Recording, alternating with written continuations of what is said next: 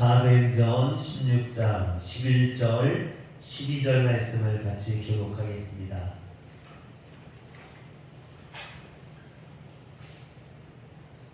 우리가 드로아에서 배를 떠나 사모드라게로 직행하여 이튿날 네아폴리로 가고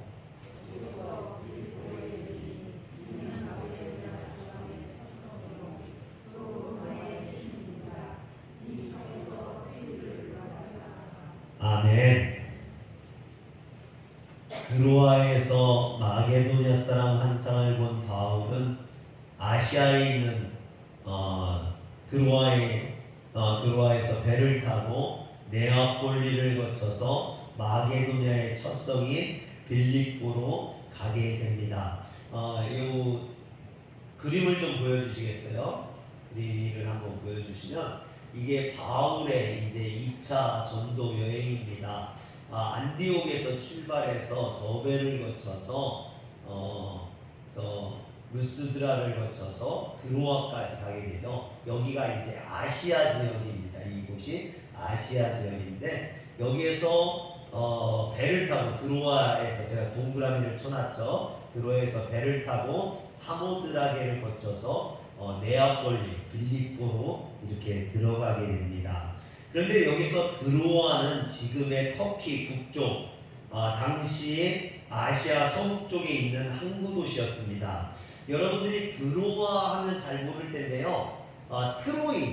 트로이의 목마 하면은 아마 잘 아실 겁니다. 이 트로이가 무너지고 나서 새로 재건된 도시가 드로아입니다. 당시 트로이는 아나톨리아라고 불렸는데 이 아나톨리아는 강력한 왕국이었죠. 주전 13세기 트로이의 왕자, 아나톨리아의 왕자 파리스가 스파르타의 왕비 헬레나와 눈이 맞습니다. 그래서 그 왕비를 꼬셔서 트로이로 데리고 와요. 그러니까 이 스파르타 같은 경우에 자기 왕비가 빼앗겼으니까 전쟁이 일어날 수밖에 없죠. 그래서 이 그리스에 있는 도시 국가들이 힘을 합쳐가지고 연합군을 형성해서 트로이를 공격하게 됩니다. 그런데 이 트로이가 난공불락의 요새입니다. 그래서 10년 동안을 그리스 연합군이 공격했음에도 불구하고 점령하지 못해요. 그러니까 나중에 10년의 그 기간 동안 지친 이 그리스도의 연합군이 철수하면서 거대한 목마를 만들어 놓고 철수를 하죠. 그랬더니 이 트로이 사람들이 그리스군이 남겨둔 이 목마를 성 안으로 끌어다가 그들의 우상의 신전에 갖다 놓습니다. 전리품으로 갖다 놓죠. 그리고 밤새도록 술을 마시면서 축제를 벌입니다. 그런데 그들이 술에 취해서 쓰러졌을 때 이 거대한 목마에서 그리스 연합군의 정예 병사가 나와서 성문을 열어주게 되죠. 그리고 퇴각한 줄 알았던 이 그리스 연합군이 숨어 있다가 밤에 몰래 다시 진격을 하게 되죠. 그래서 트로이가 점령을 당하게 되고 무너지게 됩니다. 그래서 이 트로이가 무너지게 되고 나중에 이제 헬라 제국이 다시 이 트로이를 재건하기 위해서 세웠던 도시가 드로아입니다. 항구 도시인 거죠. 바울은 이처럼 트로이의 목마의 전설이 있는 이 드로아에서 배를 타고 마게도냐의 빌립보로 가게 됩니다. 근데 그림 2를 보여주세요. 그림 2를 보면 지금 아까 그 지도와 똑같은 거예요. 여기 이제 조그맣게 트로이라고 되어 있는 게 드로아고 그리스라고 되어 있는 그 부분이 마게도냐예요. 그러니까 마게도냐가 요즘은 그리스다라고 생각을 하시면 되는 거죠. 이 트로이가 있는 쪽은 터키예요. 터키고 지금 그러니까 바울이 터키에서 그리스로 넘어가고 있는 거죠. 마게도냐는 소아시아 서단의 드로아에서 에게에 건너 위치한 발칸반도 지역을 가리키며 지금의 유럽에 속하는 그리스 지역에 해당합니다. 그래서 바울이 마게도냐로 건너와서 우리를 도우라는 말을 유럽으로 건너와서 복음을 전하라는 말로 받아들이게 되죠. 그리고 바울이 이 환상을 보자마자 곧 그 마게도냐로 떠나기로 힘썼다 그러죠. 그래서 유럽으로 건너가서 유럽의 복음을 증거하게 되는 겁니다. 그런데 이 마게도냐 사람이 나타나서 마게도냐로 건너와서 우리를 도우라 그랬는데, 여기서 이 환상에 나온 이 마게도냐 사람이 누구냐?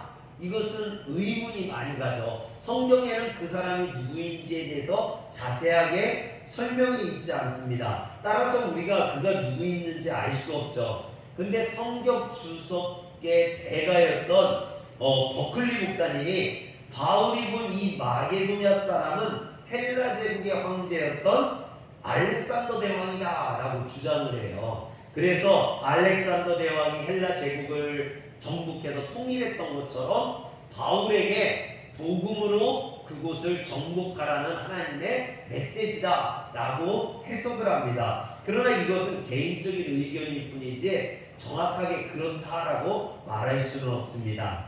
당시 드로아에서 배를 타고 이 마게도냐까지 가려면은 닷새가 걸려요. 5일이 걸린다는 거예요. 배 타고 5일이 걸리는데 그런데 그 중간에 사모드라게를 거쳤다 그랬어요. 그림 2를 다시 한번 보여주세요. 그림 2. 여기 보면 드로아에서 네아폴리로 가다 보면 가운데에 사모드라게라고 제가 이렇게 빨간색으로 점 찍어놨죠. 섬이라, 바다에 떠있는 섬이라, 바다에 있는 섬이라 이렇게 점으로 표시가 된 겁니다. 사모드라게라고. 이 섬은요 우리나라의 제주도와 비슷해요. 그러니까 섬 중앙에 해발 1600m의 펜가리아 산이 우뚝 솟아있는, 그러니까 제주도도 한라산이 솟아있잖아요. 한라산이 1905m인가 뭐 그러거든요. 그런데 한라산만큼이나 높은 산이 섬 중앙에 이렇게 솟아있는 그런 섬이에요. 그래서 그때 당시에 뭐 등대도 없고 이렇게 바다를 분간할 수 없을 때 높은 산이 솟아있는 이 사모드라게가 그래서 바다의 이정표와 같은, 이쪽으로 가면 네아폴리로 가는 그런 길이구나를 배들이 알아서, 그래서 이 사모드라게는 해상의 요충지, 배들이 쉬었다 가고 피할 수 있는 그런 요충지로 유명합니다. 그런데 그리스 로마 신화에 보면 바다의 신이 포세이돈이라고 나와요. 그리스 로마 신화에 보면 이 사모드라게는요 포세이돈의 섬이라고 불리는 섬이에요. 왜 그렇게 불리냐면 그리스 로마 신화에 보면 포세이돈이 이 사모드라게에 있는 펜그리아 산에서 트로이의 평야를 침략했다라는 신화가 나와요. 그래서 이 사모드라게는 포세이돈을 섬기는 포세이돈의 섬이라고 합니다. 우상숭배가는. 그래서 이 그리스도 그렇고 네아폴리라고 하죠. 네아폴리가 전체가 다 우상을 섬기는 그런 도시였습니다. 또 뭐 수많은 전쟁과 역사에 뭐 오타비아누스 전쟁이라든지 이런 여러 전쟁들이 펼쳐졌던 곳이 바로 이곳이죠. 그런데 그곳에 바울이 지금 복음을 가지고 들어가고 있는 겁니다. 이 사모드라게 섬에서 하룻밤을 묵은 바울 일행이 이튿날 다시 배를 타고 네아폴리로 갔습니다. 그림 3을 한번 보여주세요. 이하야. 그림 3을 보면은 이게 이제 바울의 3차 전도여행 전체적인 구도입니다. 그래서 드로아에서 배를 타고 사모드라게를 거쳐서 네아폴리와 빌립보로 가게 되는 거죠. 이 네아폴리에는요 로마로부터 이 그리스 네아폴리까지 직선 도로가 뚫려 있어요. 군사 또 상업 이걸 위해서 뚫은 에그나티아라고 하죠. 에그나티아 도로가 로마로부터 여기까지 뚫려 있는, 그래서 동쪽의 끝이 바로 네아폴리입니다. 그런데 바울이 에게를 건너서 유럽 대륙에 첫 발을 내딛었던 이 곳이 바로 이 네아폴리인 거예요. 그래서 이 네아폴리에는요, 바울이 이곳에 첫 발을 내디뎠다는 것을 기념하기 위해서 교회를 세워놨어요. 그게 뭐냐면 성 니콜라스 교회입니다.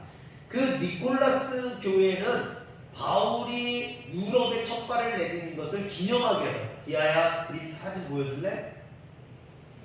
그림 4를 보면요, 그것을 기념하기 위해 세운 교회에 있는 모자이크 그림이에요. 이 그림은 두 개의 그림이 합쳐져 있어요. 여러분들이 볼 때 왼쪽에 보면 누가 앉아 있죠? 앉아서 손을 이렇게 내밀고 있는 그게 바울이에요. 손을 내밀고 있는 게 바울이고, 가운데에 왜 손을 양손으로 이렇게 펴고 있는 사람, 그게 마게도냐 사람이에요. 그러니까 이 그림은 마게도냐 사람 한 쌍을 그림으로 그려놓은 거예요. 마게도냐 사람이 우리에게로 건너와서 나를 도와주세요 라고 나타나서 환상 가운데, 그래서 이렇게 거기만 파란색으로 되어 있지 않습니까? 그게 환상 가운데 나타난 사람이기 때문에 그렇게 표현을 해놓은 거예요. 그래서 바울에게 도와달라고 표현한 거예요. 그런데 아까 박글리 목사님이 그 마게도냐 사람이 알렉산더 대왕일 것이다 라고 얘기했잖아요. 그래서 그런지 이 지금 여기에 마게도냐 사람 얼굴이요, 알렉산더 대왕하고 똑같이 생겼어요. 알렉산더 대왕의 얼굴처럼 그렇게 그려놨어요. 그리고 그 옆에 보면 배에서 첫 발을 내딛는 모습이 나오죠. 이게 바울이에요. 바울이 지금 네아폴리에, 즉 유럽에 첫 발을 내딛는 것을 그림으로 그려놓은 거예요. 그래서 이것은 마게도냐 사람 환상 그림과 바울이 유럽에 첫 발을 내딛는 것을 기념해서 그려놓은 그림이라고 볼 수 있습니다. 이처럼 네아폴리에 도착한 바울 일행은 곧장 에그나티아 가도를 따라서 네아폴리에서 약 14km 떨어져 있는 빌립보로 가게 됩니다.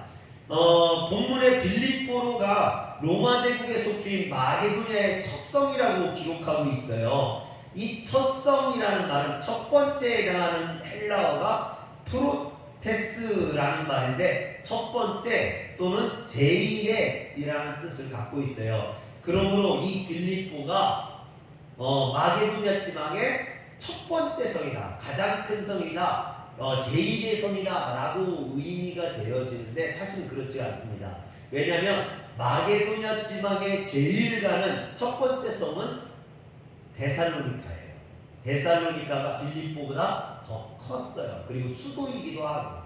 그래서 이 말은 마게도냐에 바울이 첫 번째 갔다, 복음을 전하기 위해서 첫 번째 갔다는 거지, 그 성이 제일 크고 제일 가는 성이다 라는 의미는 아니라고 봅니다. 그런데 사도행전이 마게도냐의 첫 성이라고 표현했던 이 빌립보는 본래 작은 성읍이었습니다. 그러나 주전 356년에 이곳을 정복했던 알렉산더 대왕의 아버지 필립 2세가 지리적으로 또 전략적으로 이 빌립보를 점령하고 보니까 이 빌립보가 굉장히 중요한 거예요. 그래서 이 빌립보를 큰 도시국가로 만들면서 자신의 이름을 붙여서 그곳을 빌립보라고 부르게 된 겁니다. 그런데 우리가 여기서 한 가지 기억해야 되는 것은요, 지금 바울은 이 환상 가운데 하나님의 말씀을 듣고 그것을 실천에 옮기기 위해서 드로에서 배를 타고 마게도냐의 첫 성인 이 빌립보까지 오게 되는 거예요. 유럽에 오게 되는 거죠. 그런데 여러분, 그 마게도냐 지방은 어떤 지역이 있느냐? 아까 이야기했던 것처럼 신화가 난무하는 거, 우상숭배를 많이 했던 거, 우상숭배라는 거, 인간의 욕심에 따라서 전쟁이 끊임없이 일어나는 거, 수많은 전쟁들이 막 펼쳐지고 있는, 그래서 아까도 이야기했지만 트로이와 스파르타의 전쟁, 또 아테네와 스파르타의 전쟁, 뭐 유럽과 전쟁, 이런 수많은 전쟁들이 이곳에서 일어나고 있는 곳이거든요. 그런데 그곳에 바울이 뭘 가지고 왔냐? 복음을 들고 갔다는 거예요. 복음. 인간의 욕심과 우상이 판을 치는 그곳에 복음이 들어간 거죠. 여러분 여기 그림을 잘 보세요. 바울이 지금 유럽에 첫 발을 내딛고 있어요. 근데 바울이 지금 품고 있는 게 뭔가 보세요. 바울이 뭘 품고 있어요? 잘 안 보이시나요? 성경을 품고 있어요. 성경. 네. 잘 보시면 바울이 품 안에 성경을 안고 가고 있어요. 바울이 유일하게 지금 가지고 가고 있는 게 성경이라는 얘기예요. 하나님 말씀이라는 거죠. 사실 바울이 이 네아폴리 유럽의 첫 발을 내딛었을 때는 신약 성경이 만들어지기 이전이에요. 신약 성경이 쓰여지기 이전이라 성경을 가지고 들어갔다는 것은 사실 저 그림은 말이 안 돼요. 그러나 이 그림이 주고자 하는 의미는 그건 거예요. 바울이 지금 유럽에 복음을 품고 들어갔다는 거예요. 복음을 가지고 들어갔다는 거예요. 우상 숭배와 죄악이 가득한, 그래서 인간의 욕심으로 전쟁이 끊임없이 벌어지는 지금 그 땅에 바울이 복음을 가지고 첫 발을 내딛어서 그곳을 복음화시키고 변화시켰다라는 것이죠. 누가복음 10장에 보면 예수님을 시험하려는 율법 교사의 이야기가 나와요. 그는 예수님을 올무에 빠뜨리기 위해서 예수님에게 질문을 합니다. 무엇을 해야 영생을 얻을 수 있습니까? 그러자 예수님께서는 그 질문에 질문으로 답하시죠. 율법에 무엇이라 기록되어 있으며 내가 어떻게 읽느냐라고 반문하십니다. 이에 율법교사가 자랑스럽게 이야기하죠. 내 마음을 다하여 목숨을 다하며 힘을 다하며 뜻을 다하여 주 너의 하나님을 사랑하고 또한 내 이웃을 내 몸과 같이 사랑하라 하였나이다. 근데 이 말씀은요, 신명기 6장 5절과 레위기 19장 18절에 나오는 그런 율법이에요.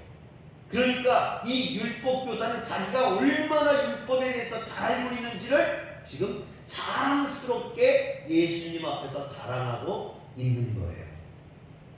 그러자 예수님께서 이 율법교사에게 이야기합니다. 내 대답이 옳도다. 이를 행하라. 그래야면 살리라 그럽니다.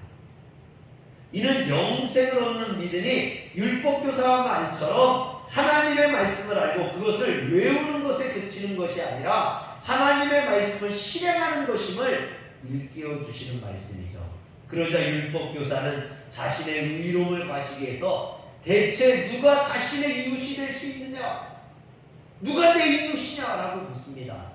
여러분, 누가 감히 내 이웃이 될 수 있느냐라는 거예요. 얼마나 교만스럽습니까? 그러자 예수님께서 이 율법교사에게 한 가지 이야기를 해주십니다. 우리에게는 너무나 친숙한 이야기죠. 선한 사마리아 사람의 이야기. 어느 날 예루살렘에서 여리고로 내려가다가 강도를 만나 피투성이가 된, 그래서 버려진 사람이 있었다는 거죠. 마침 그 길을 내려가던 제사장이 피투성이로 시신에 있는 그 사람을 봤어요. 그런데 그 사람을 피해서 지나갔고 조금 뒤에는 그곳을 지나가던 레위인도 마찬가지로 피해서 지나갔다라는 거예요.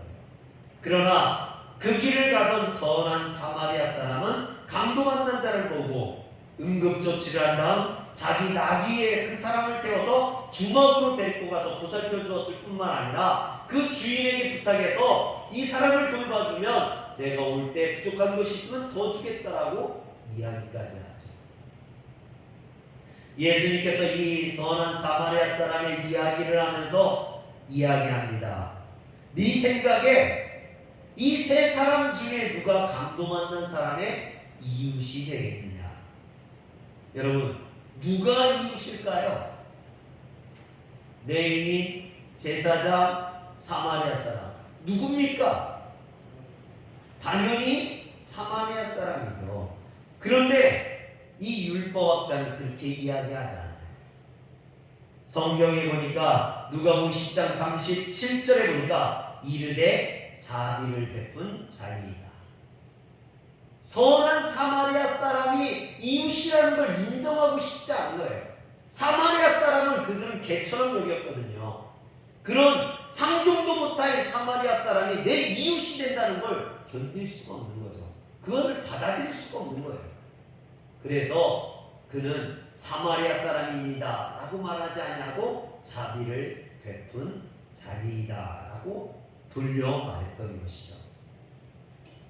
그러자 예수님께서 이야기합니다. 예수님께서 그 율법학자에게 가서 너도 이와 같이 하라. 너도 사마리아 사람과 같이 그렇게 살라는 것입니다. 여러분, 성경을 많이 안다고 아는 척하고 거들먹거리는 이 율법학자에게 네가 거룩한 척하지 말고 거들먹거리지 말고 아는 척하지 말고 그것을 가서 실천해서 행하라는 겁니다. 요즘 제가 복음 이야기를 할 때마다 요한복음 3장 16절을 많이 이야기해요.